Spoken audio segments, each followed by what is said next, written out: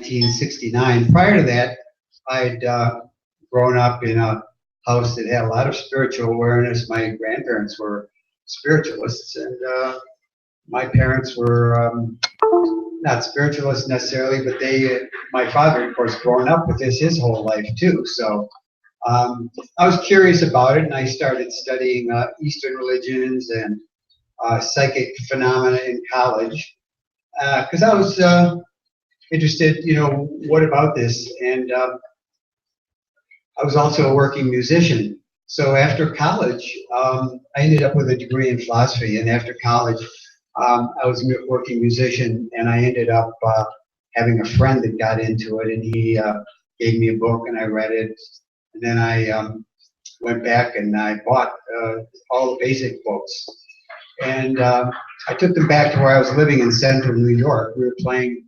around Utica, New York, my band, and I stayed in my place for about a week, and I just read all the books from cover to cover, which is very fortunate for me in the sense that I never really confused the applied religious philosophy of Scientology with Scientologists or organizations or groups and how they work or don't work.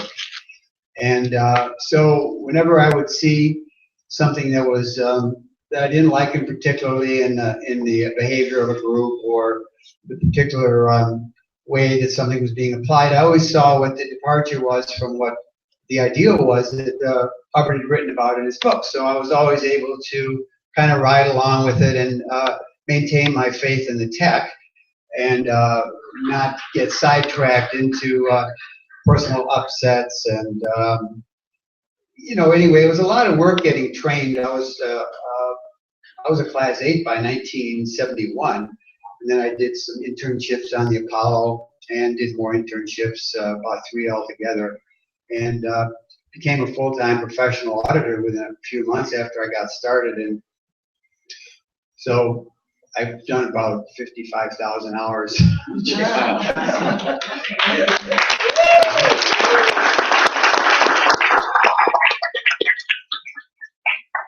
Anyway, so I was going to talk today about what it would mean to be OT and some related ideas. It's axiomatic that if you knew exactly what it would like to be OT, you'd be OT. If you knew exactly what it would be like to be clear, you'd be clear. So if you consider that you're not OT or not clear, or you've forgotten what that was like, then there's some misconception about it, but there's a lot of misconception about OT in particular. There is a quote from Ron, which I like. It says, there are no easy answers, but there are easy solutions. There are simple answers. There are no easy answers, but there are simple answers. Actually, that was Ronald Reagan, but it could have been.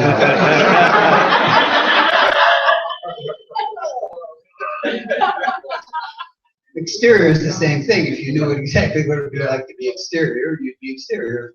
You know what it would like to be exterior full perception, and you'd be exterior full perception. Not every OT is the same. Not every clear is the same.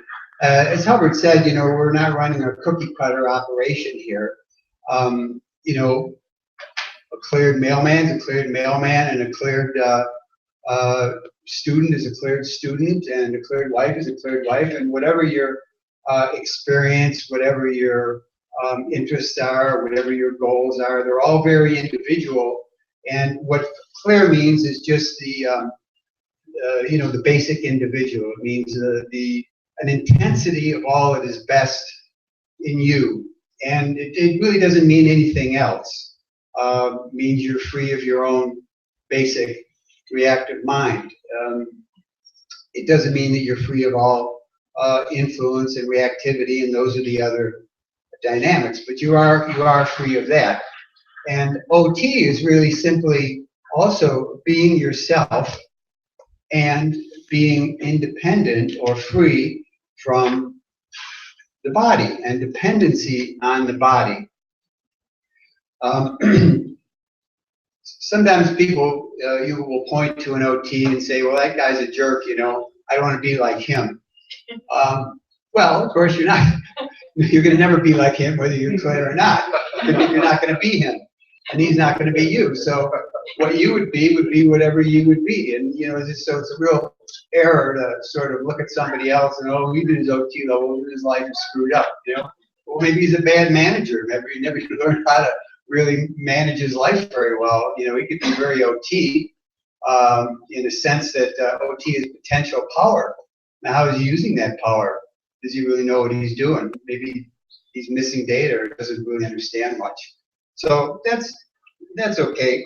The thing that people most commonly identify with clear or with exterior is exterior with full perception. That's a big standard for a lot of people. To them, it means that you're OT. If you can do that, you're OT, and if you can't, you're not. And it's sort of coincident with the idea of freedom. Being exterior with full perception means that you're not dependent on a body for perception, location, sensation, a game, and you have the ability to operate in the world at will. The bridge is a gradient to that EP. There is no point on the bridge that is the EP of that level or that rundown. It's an accumulation of all of the steps on the bridge. So, you know, for example, you know, if you're one of the ideas that people have about L12 is that the EP is your exterior full perception. Well, it's a little bit of a confusion. LRH said that when he was CSing people on the ship, he wouldn't let them leave until they were exterior full perception. And he didn't say that was the EP. And in fact, nobody's really been able to consistently do that since then. At least if he could do it, he could do it. I don't know. I mean, so sometimes people will when they email me or they talk to me, say, well, how long's L12? Well, you know, it's like 25 hours, maybe 35 hours. Well, can you audit me for 25 hours and I'll be exterior full perception? I go, well, I'm a good auditor, but not that good. It may happen, it may not. I've actually had two people that run exterior full perception on L12. But exterior full perception isn't an on-off thing, it's a gradient. And it isn't a switch that goes on and off. Sometimes it can happen suddenly, but when it does, it's not stable. But anyway, people will use this as a way to invalidate OTs and prove that Scientology is wrong, and there aren't any OTs because nobody can do that. And you know, they go from that to it's all wrong, it's all a fraud. So they go, well, they ask me, you know, like, are you exterior full perception? I says, well, I have some perception, I have good perception. Sometimes I'm can be more exterior from the body and sometimes less, but I'm almost always exterior. And you go, well, can you read my mind? Well, I can read your face.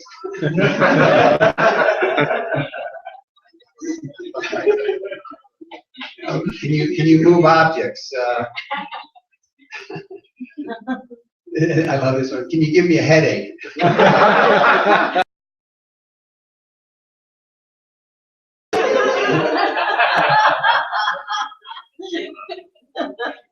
Well, how about striking me with a lightning bolt? I said, that was Zeus. He's another guy.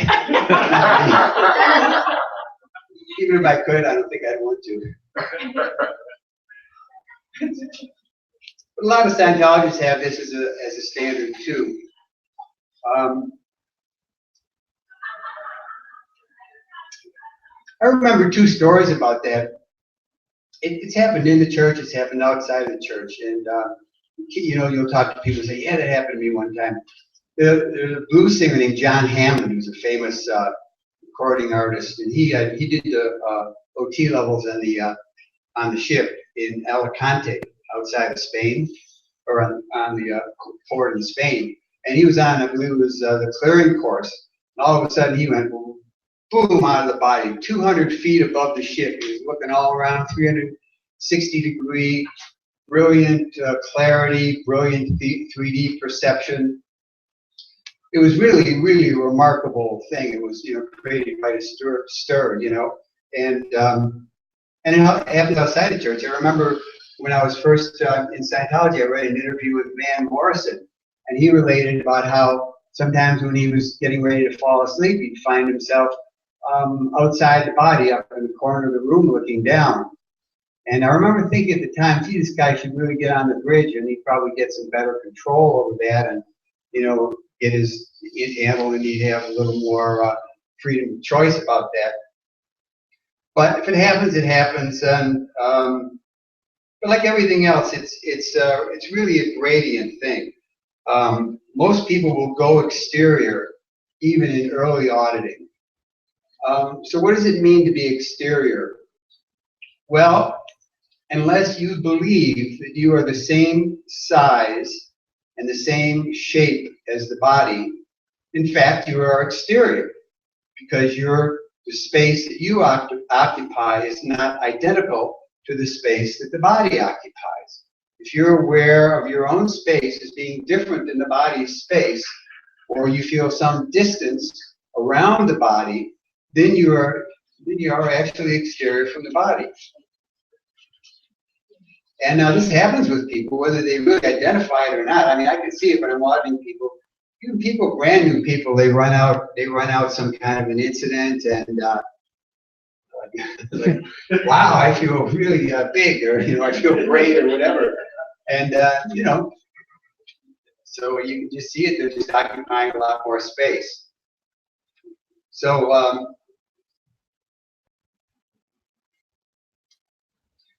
so again, like OT is potential power. Now, OT has to be understood as a gradient. There's two parts of that. There's being a Thetan, and then there's operating. Well, I mean, since we're all Thetans, we've already got that half of it down. And since we're all operating, we're all OTs, aren't we? I mean, really, it's just how well are you operating?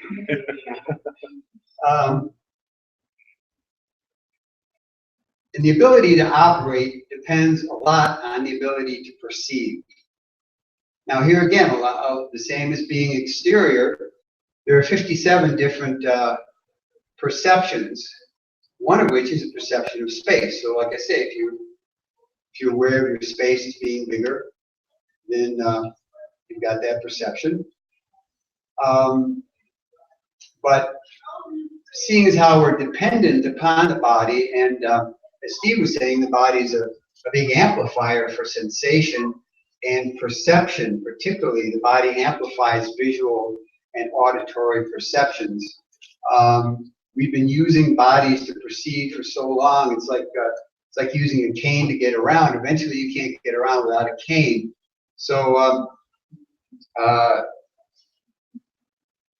so having any of these perceptions has to be built up on a gradient. If you're aware of somebody else coming into the space, like if you're sitting there and you're aware that the space has just changed, you know, or you pick up somebody's emotions, or you pick up somebody's thoughts or intentions, then basically then you're picking up things as a being that is not coming through your body's sense channels. See, so these are perceptions. And the basic rule of Scientology is that whatever ability that you can do, whatever you can do, you can always do better. Scientology is about improving the abilities that you have. When you run grade 0 in communication, you know, you're assuming the person can communicate because he's there communicating with you, but you can increase that ability. If you can be exterior, you can be better exterior. If you can perceive, you can be better perception. So that's in effect the long-term goal of the bridge is to on a grading increase all of these points. Now, one of the things that limits us is our willingness to move away from the body. As I say, people feel, oh, I couldn't see very well, I'd be blind, you know, or I would get lost. Or here's a big one, could I come back? Will somebody else take over my body? Right. I remember reading about out-of-body experiences when I was like I was saying, I was like 12 or 13. There was something in Reader's Digest about when you go out of your body, you have to have a little silver thread that's connected to the body, like a little tether. You know, it's a balloon metaphor, you know.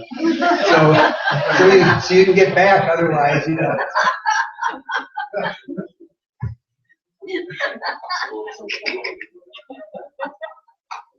And then there's the other side of it. Can anybody see me? Is anybody aware that I'm here? Like, if I didn't have a body, would I have a game?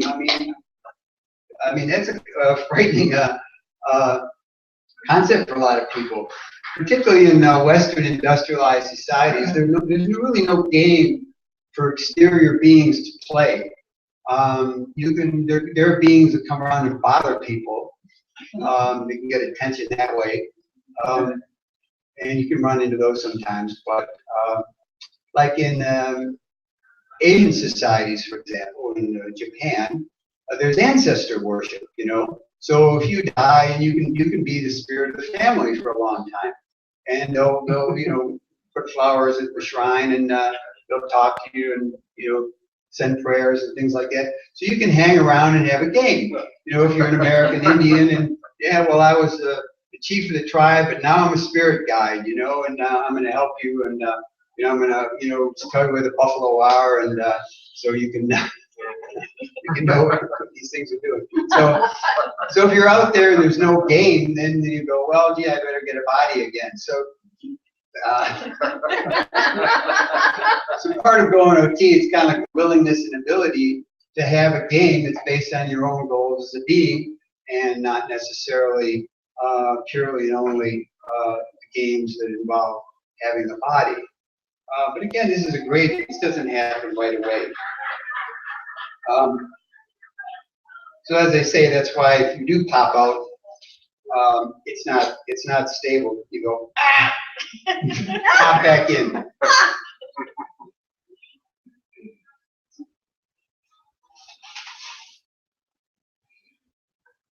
So as far as being able to move things around, there's a couple interesting stories about LRH. Back in 1970.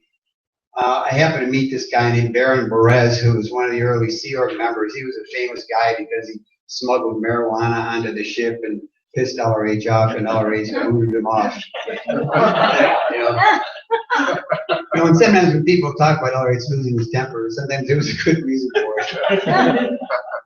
But anyway, he told a story one time about LRH had this office up on the top deck, and it was a little office. I mean, it was about a quarter the size. His bedroom and his office was about a quarter the size of this room here. It was a very, very tiny office. And in it, he had a desk, he had a couch, and he had some filing cabinets, and maybe a chair, a couple of things. And anyway, Baron Perez was up there for some reason, and he looked in LRH's room, and there was nobody in there. And he was being kind of a curious guy and also a little out ethics.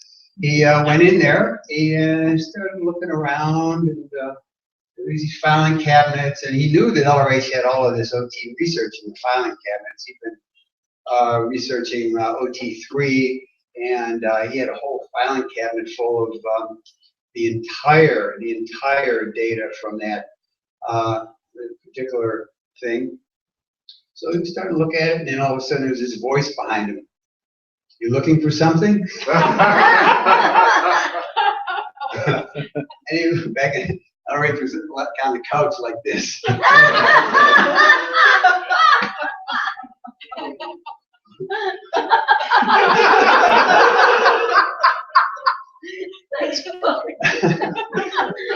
So anyway, they got to talking, and he says, "Well, what were you doing? What have you been doing?" And he says, "Well," he says, "I've been trying to move things around with my intention." He says, I'm trying to move these curtains along here with my intention, see if I can make a move." And Howard says, "Yeah, I've been trying to do that for 30 years, and I haven't accomplished it yet." So he said that later on, when he was getting booted out with his smuggling dope on his By the way, right after he left Apollo, he then went into the big leagues and started smuggling dope from Mexico. His name was in the paper. He was But anyway, LRH came out doing. It wasn't even that LRH was that mad at him. He says, "Look," he says, "I just deal the cards. It's up to you how you play them." So there's a second story then. A few years later, Ray Kemp, I think it was 1971, 72, Ray Kemp, who's a friend of LRH's, went to the ship. And they were talking, and LRH was in his office. He says, "Here, I want to show you something." He says, "I see that pencil on the table." I go, "Yeah."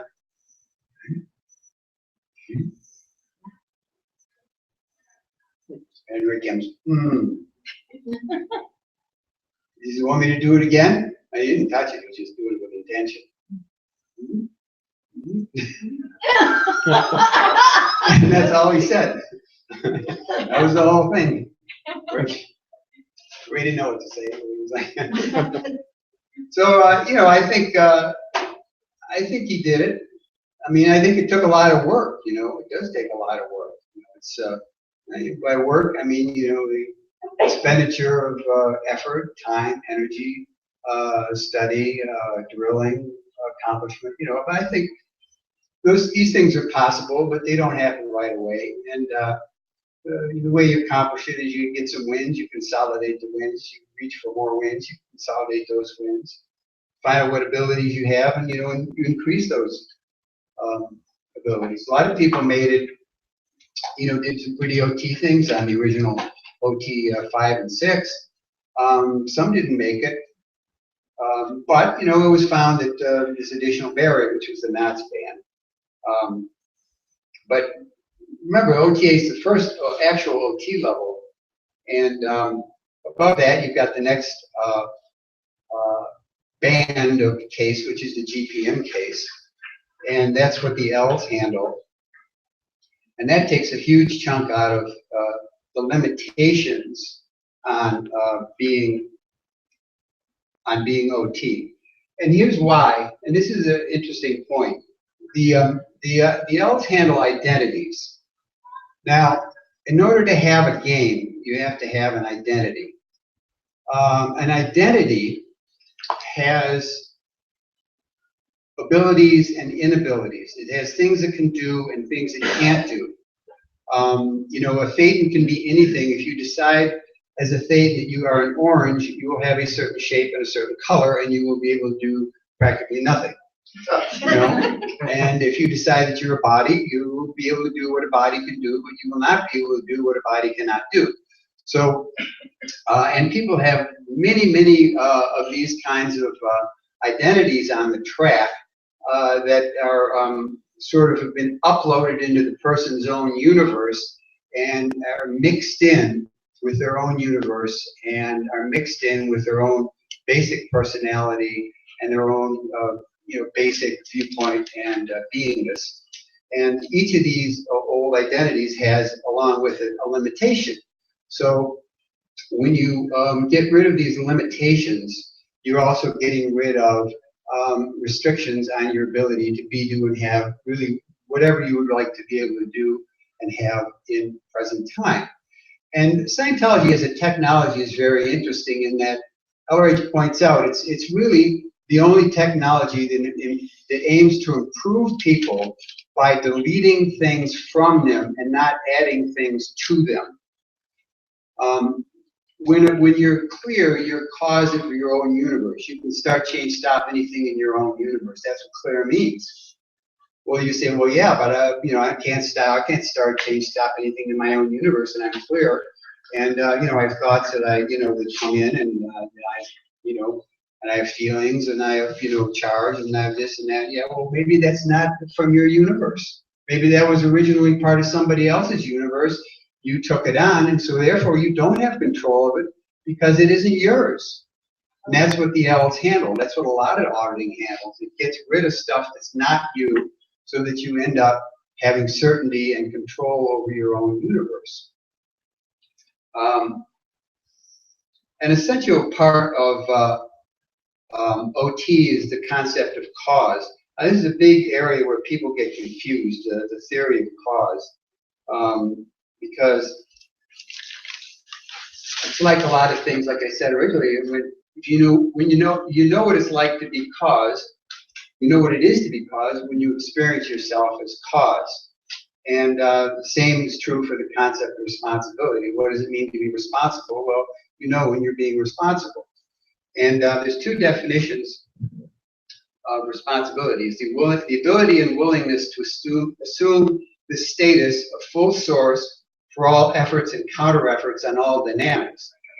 And then there's the determination of the cause which produced the effect.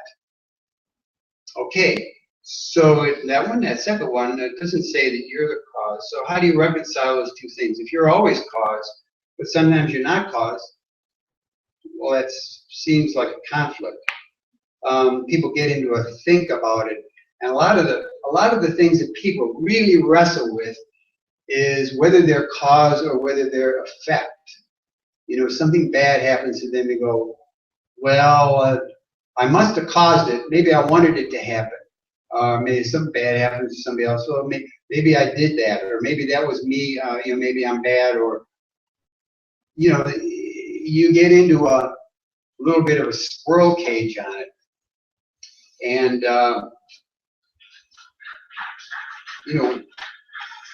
but here, so it's a big subject, and one of the sub-subjects is overs and motivators. Is it an over? Isn't it an over? Did this happen to me? Is this a motivator, or isn't it a motivator? What, if that happened to me, does that mean I did it to somebody else? Well, maybe you did, maybe you didn't. That's why you have a meter. You can sort these things out. Early on in Dianetics, I already talked about the idea that there were overs that you committed that you didn't have a motivator for, and there were motivators you got that you didn't have any prior overs on. See, so all of those things could be true. It's a question of where's the charge and how does it sort out. And when you're running out these things, also early on in Dianetics, I always talks about if you're hung up, if your PC is hung up on a bad over that they committed, then run out the time when that happened to them. Or if they're hung up on something bad that happened to them, run out the time when they did that to somebody else. Because you tend to get stuck in the opposite flow. So if you're stuck, again, it just needs to be sorted out. What is it, that can be done on the meter with a good auditor. But again, were you cause or were you the effect? Once you reconcile it, you kind of like, you willing to be cause or you willing to be effect? OT is willing cause, willing effect. Being the compulsive cause isn't OT. Being compulsive effect is just a long way from OT. So none of those things are really the ideal scene.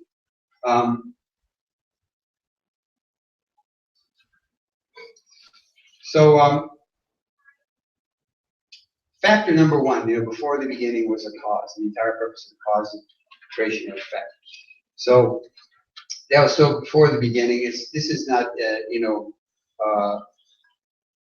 the beginning of everything. It's kind of like almost, it's always a mistake to think of that as something that happened in the murky past. If you go back a long way before everything, and then before that, then you're caused back a long time ago. Well, the universe universes are continuously being created in present time, and new universes are always being created in present time. When you make a new friend, you're creating a new universe. You know, when you try starting a new cycle of action, you're creating a new universe. So you're always cause before you enter a game. Before you enter a game, you have freedom of choice whether to enter that game or not. Once you enter the game, you're accepting the limitations, the freedoms, and the barriers of that game. So when you're in the game, you can be cause or effect. Does that mean that every effect that you receive in a game was an effect you desired to have? No, it doesn't mean that at all. But it means you accepted the possibility that you would receive that effect, that there would be that penalty if you were playing that game. In other words, you agree to the game itself, so therefore you agree to all the component parts of the game. So the top of the responsibility scale is very similar. It's no previous or current contact, no responsibility or liability. So there's no responsibility on any having to do with any game you've never entered. There's no liability to any game you've ever entered. Once you enter the game, you have a responsibility for the game. Once you enter a game, there are liabilities in that game. If you exit a game out the bottom, the whole thing becomes a liability to you. That's how you stack up all of these past identities and all these past games that you were involved in for a long time and forgot about, and now they're still kind of can get activated. That's how that's a big component part of what you handle on the L's.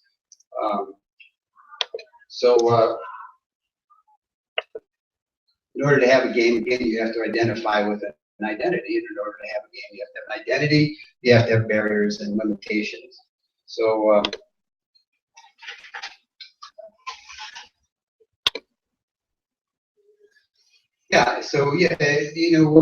what any game consists of is what you agree to know, what you agree to not know, what you agree to perceive and not perceive, what's a win, what's a loss, what's an overt, what's a motivator, what's a penalty, what are all the conditions of the game. In any game, you agree to be cause or effect. Prior to entering the game, you're only cause. So that's how you reconcile those two definitions. You're always cause because there's always a point where you were cause, and you always remain cause, although now you're cause over agreeing to be an effect. So anyway, so and likewise, prior to entering any game, you're responsible. So you're always responsible, even though when you're in a game, you're not responsible for all the activities in the game, because otherwise it would be no game. Cause is beingness, and beingness is responsibility, and it's an exterior point on any game. So once, and it's very interesting that in auditing, you can track back any game to the entrance point of that game, and that entrance point is also the exit point of that game. If you want to exit a game, you have to find out how you entered the game. At that point, you regain your freedom of choice, and you can choose not to be in that game anymore.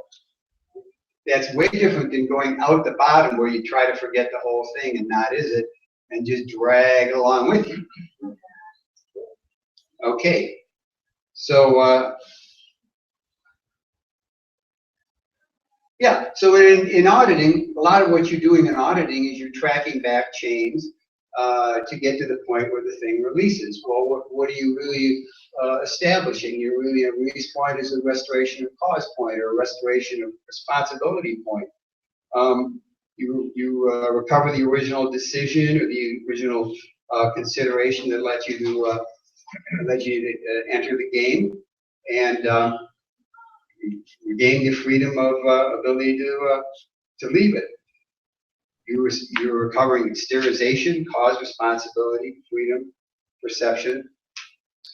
And it may take a lot of work to recover all of these points of all of these games, but there's been a lot of games we've gotten tangled up in. We've been there for a long time. We've gotten tangled up a lot of different ways. And once you've achieved a point of cause and responsibility, like another way of putting it is once you get completely in the present time, then it becomes a question of what do you want to mock up? What are your goals? What do you want to put there? And how is your ability to operate as a Thetan in the world? And that has to do with management skill. It has to do with all these other kinds of skills, how to manage the body, how to manage money, how to manage mess, how to get things repaired. And, you know, all of those things require learning. They require practicing. And again, it's a lot of work. But as I already said in another context, you know, the pyramids were a lot of work too, but they are there. So these are not easy answers, but they are simple answers. Thank you. Great.